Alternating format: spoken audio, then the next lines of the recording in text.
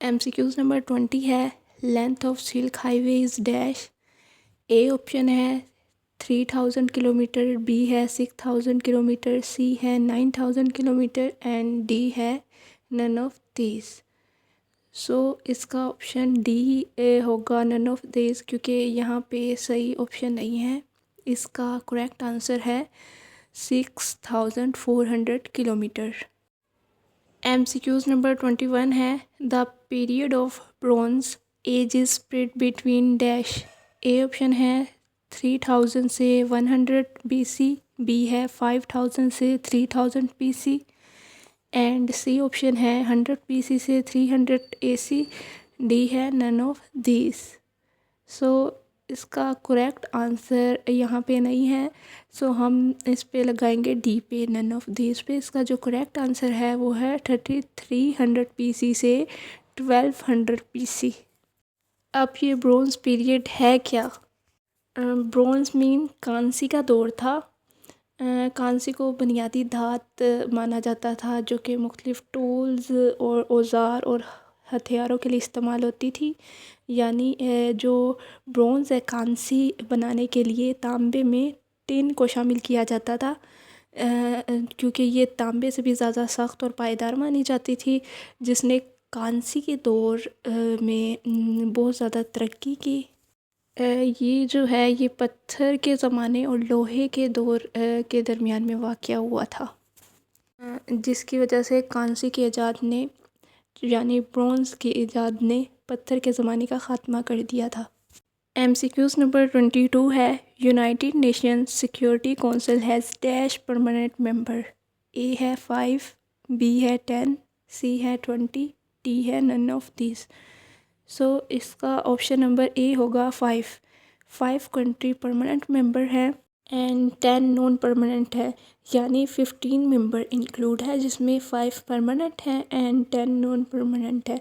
जो परमानेंट है उसमें शामिल है China, France, Russia, the United kingdom and United states. ये 5 कंट्रीज़ जो है परमानेंट में शामिल हैं और ये रिस्पॉन्सिबल है maintaining international peace and security.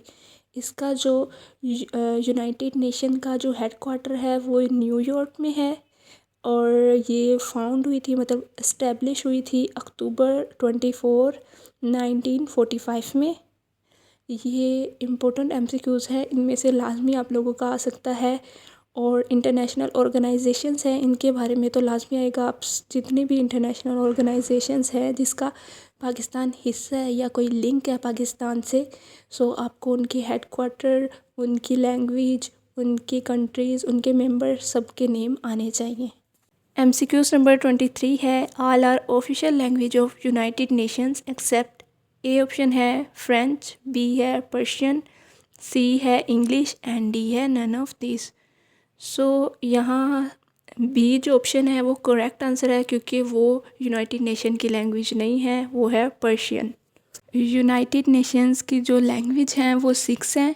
First है अरेबिक, सेकंड पे है चाइनीज़, थर्ड पे है इंग्लिश, फोर्थ पे है फ्रेंच, 5 पे है रशियन एंड 6 पे है स्पेनिश। ये 6 लैंग्वेज हैं। MCQs नंबर 24 है, Pakistan has served for dash time as non permanent member of United nation.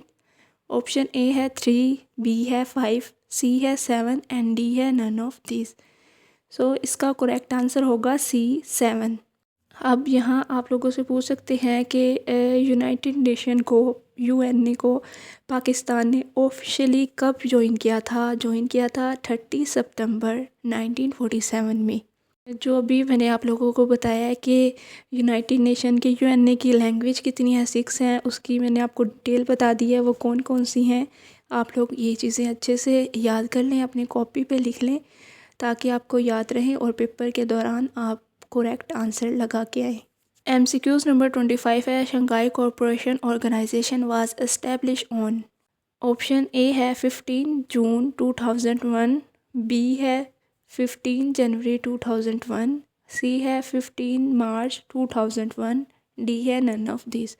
सो इसका करेक्ट आंसर होगा 15 जून 2001 में शंघाई कोऑपरेशन ऑर्गेनाइजेशन इस्टेब्लिश हुई थी। SCO शंघाई कोऑपरेशन ऑर्गेनाइजेशन जो इस्टेब्लिश थी किसने की थी? चाइना और रशिया ने इस्टेब्लिश की थी 23 ईयर अगो।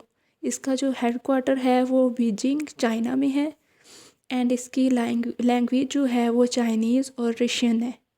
MCQs नंबर 26 है Asian development bank is headquarter in dash.